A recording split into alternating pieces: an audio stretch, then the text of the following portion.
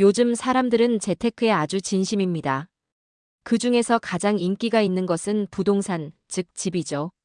오늘은 부동산 소유 즉 집이 개인의 소유가 언제부터였는지, 그리고 재산의 가치가 언제부터였는지, 메소포타미아부터 현재까지 쭉 훑어보겠습니다. 집은 내가 사용하면서도 수익을 낼 수 있는 최고의 투자처. 특히 인구가 많은 서울의 집값은 하늘 높은 줄 모르고 오르죠. 정부의 부동산 정책이 발표되기 전 강남의 아파트를 30억 대출을 받고 50억에 구매했는데 지금 10억 이상이 올랐다고 하는 이야기는 그냥 헛소문이 아니었습니다. 연예인들도 집을 샀다고 떠들고 이들은 정부의 정책을 벌써 알았나 봅니다. 결국 피해를 보는 건 서민들, 집주인은 세를 올려달라고 하고 전세든 구입이든 대출도 안 되고. 참 아이러니한 일이 일어난 지금 시장 경제를 어찌해야 할까요? 서울의 30평 아파트 한 채가 웬만한 중소기업 매출보다 비싸졌죠. 현 정부는 세 번째 부동산 대책을 내놨습니다. 서울 전역을 규제지역으로 묶고 경기 12곳에 투기과열지구 딱지를 붙였죠. 대출은 더 막히고 거래는 더 어려워졌습니다. 하지만 사람들은 말합니다. 그래도 집은 오른다. 왜 이렇게 믿을까요? 언제부터 사람들은 집을 사는 공간이 아니라 버는 수단으로 보기 시작했을까? 오늘은 그 긴 여정의 시작으로 돌아가 봅니다. 구독과 좋아요로 더 나은 영상을 만드는데 힘이 되어 주시면 감사하겠습니다. 이제 집의 역사 속에 들어가 보실까요? 집이 돈이 된 순간 그 역사가 시작됩니다.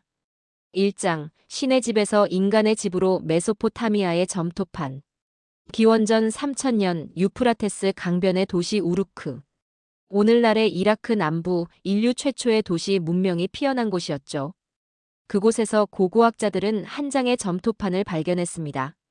세로 10cm도 안 되는 작은 흙판 그 위엔 이런 문장이 새겨져 있었습니다. 이 집은 신의 것이다. 그러나 신이 맡긴 자가 있다. 놀라운 건 이 점토판이 단순한 신전 기록이 아니라 부동산 거래 문서였다는 겁니다. 집의 위치, 경계, 거래 금액까지 상세히 적혀 있었죠. 즉, 인류는 5000년 전 이미 집을 숫자로 계산하고 있었습니다. 그때부터 집은 단순히 비바람을 막는 공간이 아니라 사람 사이의 약속과 권력의 상징이 되었습니다. 당시 사람들은 이렇게 믿었습니다. 신이 세상을 만들었고 왕이 그걸 대신 다스린다. 그래서 모든 땅과 집은 신의 것이었고 백성은 다만 사용할 권리만 빌린 사람이었죠. 하지만 전쟁이 일어나 왕이 죽자 사람들은 혼란에 빠졌습니다. 이 집은 누구의 것인가? 신이 준 땅을 대신 관리하던 왕이 사라진 순간 처음으로 주인 없는 집이 생겼습니다. 그때 사람들은 답을 찾기 시작했습니다. 누가 그 집의 점토판을 가지고 있느냐? 그게 바로 소유의 시작이었습니다. 그 후 수백 년 동안 집과 땅은 신의 것에서 사람의 것으로 바뀌었고 메소포타미아의 상인들은 집을 사고 팔며 이익을 얻기 시작했습니다. 즉, 부동산의 기원은 신앙이 아니라 불안에서 태어난 제도였습니다. 왕이 사라지고 질서가 무너지자 사람들은 안전을 사고 싶었던 겁니다. 그 안전의 이름이 바로 집이었습니다. 2장 로마 집을 법으로 가진 첫 시대. 메소포타미아가 신의 권위로 집을 관리했다면 로마는 법의 힘으로 집을 지배했습니다. 로마에서는 도무스라는 단어가 단순한 집이 아니라 가문의 명예, 사회적 신분, 그리고 법적 소유권을 의미했습니다. 로마 시민은 자신의 집을 팔 수 있었고 상속할 수 있었고 심지어 집을 담보로 잡아 대출을 받을 수도 있었습니다. 지금의 등기부등본, 저당권 설정의 원형이 바로 이 시기에 만들어졌습니다. 로마인들은 말했습니다. 법이 허락한 재산은 신도 빼앗을 수 없다. 즉, 처음으로 인간의 손으로 법적 소유권을 창조한 문명이었죠. 하지만 이 합리적인 제도는 곧 불평등의 시작이었습니다. 로마의 전쟁이 거듭되며 귀족들은 점령지의 집과 땅을 독점했습니다. 이른바 라티푼디움, 대규모 토지 소유 체계의 등장입니다. 귀족은 싸우지 않았지만 전리품을 나눠 가졌고 병사들은 싸웠지만 집 한 채 없이 돌아왔습니다. 이때 로마엔 집 없는 시민이 폭발적으로 늘어났습니다. 도시의 하층민들은 매일 아침 인술라라 불린 고층 임대주택에 몰려 살았습니다. 물과 하수도는 부족했고 화재는 끊이지 않았죠. 가난한 사람은 빚으로 집을 잃었고 부자들은 그 집을 사들여 임대업으로 부를 늘렸습니다. 결국 로마의 몰락은 전쟁 때문이 아니라 지배 불평등 때문이었다고 말하는 학자도 있습니다. 역사가 살루스트는 이렇게 남겼죠. 탐욕이 나라를 삼켰고 집은 소수의 손에 들어갔다. 로마는 제국이었지만 그 속의 시민들은 월세 세입자였습니다. 그리고 2000년이 지난 지금 서울의 하늘 아래에서 우리는 여전히 그 로마인들과 같은 질문을 하고 있습니다. 나는 이 집의 주인인가? 아니면 잠시 머무는 사람인가? 3장 중세 내 집이 아니라 남의 성. 로마가 무너지고 중세가 열렸습니다. 이제 집은 더 이상 시민의 것이 아니었습니다. 모든 땅과 집은 왕의 이름으로 등록된 신의 재산이 되었죠. 왕은 충성의 대가로 귀족에게 토지를 나눠주고 귀족은 그 땅에 사는 농민에게 집을 빌려줬습니다. 이게 바로 봉건제 퓨덜리점. 사람은 땅에 묶였고 집은 신분을 나타내는 표식이 되었습니다. 한 귀족 가문이 세운 성체 한 채는 수백 명의 농민이 평생 지은 초가집 수천 채의 값어치를 가졌습니다. 하지만 농민은 그 집을 자신의 것이라 부를 수 없었죠. 그저 내가 사는 집일 뿐 내 집은 아니었습니다. 이 시기 집은 경제 자산이 아니라 권력의 상징이었습니다. 왕의 집은 신의 영광, 귀족의 집은 세습된 권위, 농민의 집은 단지 의무와 생존의 공간. 시간이 흘러 교회가 등장하면서 수도원은 또 다른 형태의 부동산 권력이 되었습니다. 유럽 전역에서 수도원이 토지를 사들였고 신의 뜻이라는 명목으로 막대한 부를 쌓았습니다. 12세기만 되면 영국 땅의 절반 가까이가 교회와 수도원의 소유로 기록됩니다. 그들은 십자가 아래에서 설교했습니다. 집은 신의 은혜다. 하지만 현실에선 그 집이 가난한 자의 세금이었죠. 중세 후기로 갈수록 도시가 생기고 상인 계급이 커지자 이들은 교회와 귀족의 집을 빌려 살며 새로운 질문을 던졌습니다. 돈으로도 집을 살 수 있나? 그 질문이 자본주의의 씨앗이 되었고 이후 산업혁명으로 이어지는 지배 상업화가 시작됩니다. 4장 산업혁명. 집값이 생기다. 18세기 영국 기계의 시대, 증기의 시대, 그리고 집값의 시대가 열렸습니다. 사람들은 농촌을 떠나 도시로 몰려들었고 도시의 땅은 하루가 다르게 비싸졌습니다. 공장 옆은 곧 돈. 이 말이 당시 런던 상인들 사이의 유행어였습니다. 이제 집은 처음으로 거래되는 상품이 되었습니다. 임대업자들은 한꺼번에 수십 채를 사들여 노동자에게 세를 주며 부를 쌓았습니다. 한쪽에선 공장이 돌아가고 다른 쪽에선 임대소득이 공장보다 더 큰 돈을 벌었죠. 경제학자 데이비드 리카도는 이를 보고 이렇게 경고했습니다. 토지 소유자는 자고 일어나면 부자가 된다. 그 말은 곧 집을 가진 자는 노력하지 않아도 이익을 얻는다는 뜻이었습니다. 이때부터 사람들은 일해서 돈 버는 것보다 집으로 돈 버는 것을 더 현명한 선택이라 믿기 시작했습니다. 하지만 그 믿음은 수많은 희생을 낳았습니다. 당시 런던의 노동자 주택, 슬럼과 인슐라는 지금의 원룸 반지하와 비슷했습니다. 하루 일당의 절반이 집세로 나갔고 나머지는 빵과 석탄값으로 사라졌습니다. 가난은 노동에서 나오지 않았고 주거비에서 나왔습니다. 부자들은 점점 도심의 땅을 독점했고 가난한 사람들은 도시 외곽으로 밀려났습니다. 그 결과 19세기 영국의 도시 지도를 보면 중심부엔 부자들의 테라스 하우스, 그 주변엔 수천 채의 좁은 임대주택이 회색벽처럼 둘러싸고 있습니다. 집이 사람을 구분하기 시작한 거죠. 당시 마르크스는 이를 이렇게 비판했습니다. 노동자가 사는 집조차 자본가의 수익원이 되었다. 집은 더 이상 삶의 터전이 아니었습니다. 그건 누군가의 이익을 만들어내는 공장이었죠. 이 시기부터 사람들은 내 집을 가져야 한다는 욕망을 품기 시작합니다. 임대료를 내며 사느니 차라리 대출을 갚는 게 낫다고 믿게 되었죠.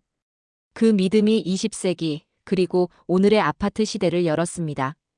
5장 한국 아파트가 달리기 시작한 나라. 1960년대 한국은 여전히 가난했습니다. 전쟁의 상처가 남은 도시엔 지붕 대신 천막이 덮인 집들이 이어져 있었죠. 그때 사람들은 집을 가진다는 말을 꿈처럼 여겼습니다. 그러던 1962년 서울 반포에 대한주택공사 아파트가 세워집니다. 한국 최초의 본격적 아파트였죠. 그 시절 사람들은 놀랐습니다. 하늘 위에 집을 짓는다고? 하지만 불과 몇 년 만에 그 집은 한국 근대화의 상징이자 신분의 상징으로 자리 잡았습니다. 1970년대 산업화의 바람이 불었습니다.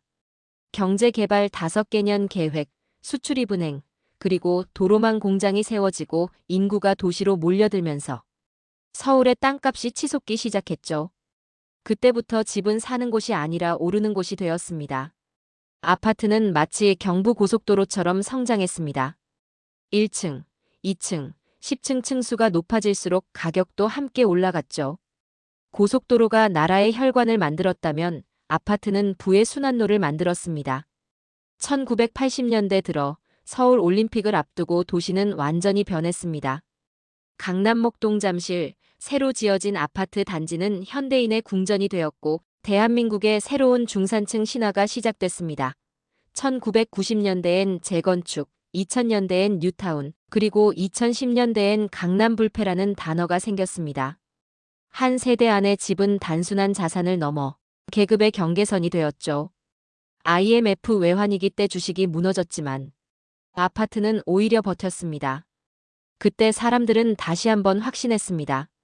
그래도 집은 남는다. 그 믿음은 세대를 넘어 이어졌습니다.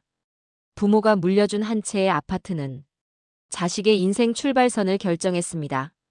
이제 집은 소유가 아니라 유전이 되었습니다. 한국의 집값은 도로, 산업, 정책, 심지어 대선까지 끌고 다녔습니다. 고속도로가 서울을 연결했다면 아파트는 사람의 운명을 연결했습니다. 이제 한국 사회에서 집은 단순한 공간이 아니라 국가의 경제 지표이자 한 개인의 인생 그래프가 되었습니다. 6장 새 정부의 부동산 실험, 그리고 반복된 결과. 한국의 집값은 고속도로처럼 달렸습니다. 정부가 바뀌어도 방향은 달라지지 않았죠. 2000년대 초 노무현 정부는 외쳤습니다. 투기와의 전쟁. 분양가 상한제, 종합부동산세, 투기과열지구 지정 정책은 강했지만 결과는 아이러니했습니다. 집값은 더 올랐습니다. 왜냐하면 사람들은 그걸 이제 더 오를 신호로 읽었기 때문이죠. 2017년 문재인 정부가 들어섰습니다. 규제의 수는 역대 최고였습니다. 대출을 묶고 세금을 올리고 재건축을 막았습니다. 하지만 시장은 더 뜨거워졌습니다. 서울 아파트 값은 5년 만에 2배가 되었고 패닉바잉이라는 신조어가 생겼습니다. 정책은 숫자를 조였지만 심리는 풀리지 않았습니다. 그리고 지금 이재명 정부 불과 넉 달 만에 세 번째 대책이 나왔습니다. 서울 전역을 규제지역으로 묶고 경기 12곳에 투기과열지구 딱지를 붙였죠. 하지만 시장은 벌써 반응했습니다. 이제 또 오르겠군. 이건 단순한 경제 현상이 아닙니다. 정책과 국민의 심리가 정반대로 작동하는 구조. 세금이 오르면 더 오를 거라 믿고 규제가 강화되면 더 귀해진다고 생각하는 시장. 노무현, 문재인, 이재명 새 정부가 다른 시대를 살았지만 결국 모두 같은 벽에 부딪혔습니다. 그 벽의 이름은 집값이 아니라 집에 대한 믿음입니다. 7장 금이 신뢰라면 집은 욕망이다. 금이 돈이 된 이유는 단순했습니다. 믿을 수 있었기 때문입니다. 시간이 흘러도 변하지 않고 녹슬지 않으니까요. 그래서 사람들은 금을 신뢰의 상징이라 부릅니다. 하지만 집은 다릅니다. 집이 돈이 된 이유는 욕망 때문이었습니다. 집은 움직이지 않지만 그 위에 사는 인간의 욕망은 끊임없이 움직였죠. 금은 저장된 믿음이지만 집은 보이는 욕망입니다. 사람들은 금고에 금을 넣고 안심하지만 창밖의 아파트 단지를 보면 마음이 흔들립니다. 저기는 얼마일까? 저 집을 가졌다면 내 인생도 달라졌을까? 이 불안이 바로 현대인의 신앙이 되었습니다. 지금 대한민국에서 집은 더 이상 단순한 부동산이 아닙니다. 기회, 보험, 명예, 유산, 그리고 자존심까지 모두 그 안에 들어 있습니다. 사람들은 대출을 짐이 아니라 사다리로 여깁니다. 전세를 갱신하며 이번엔 꼭이라 다짐하고 청약에 실패하면서도 포기하지 않습니다. 그 이유는 단 하나, 집이 곧 자신이 되었기 때문입니다. 하지만 생각해보면 우리가 사는 집은 언젠가 누군가의 것이었습니다. 앞 세대의 꿈이었고 다음 세대의 목표입니다. 우리는 잠시 머무는 사람일 뿐이죠. 그런데 사람들은 내 집이라는 말 안에 영원함을 담습니다. 대출이 30년이어도 불안이 있어도 그 한 채의 벽 안에서 안정을 느끼고 싶어 하죠. 결국 집값의 본질은 숫자가 아니라 심리입니다. 인플레이션보다 강한 건 불안이고 이율보다 무거운 건 욕망입니다. 이제 우리는 묻습니다. 내가 원하는 건 집인가, 안정인가? 집값이 오르길 바라는 건 내 삶이 오르길 바라는 마음인가? 집은 단단하지만 그 위에 사는 사람의 마음은 언제나 흔들립니다. 그래서 역사는 시대마다 같은 문장을 남깁니다. 금이 신의 시대를 만들었다면 집은 인간의 시대를 만들었습니다. 그리고 오늘 우리는 여전히 그 집 안에 살고 있습니다. 오늘의 영상이 좋으셨다면 구독, 좋아요, 알림 설정 해놓으시고요. 감사합니다.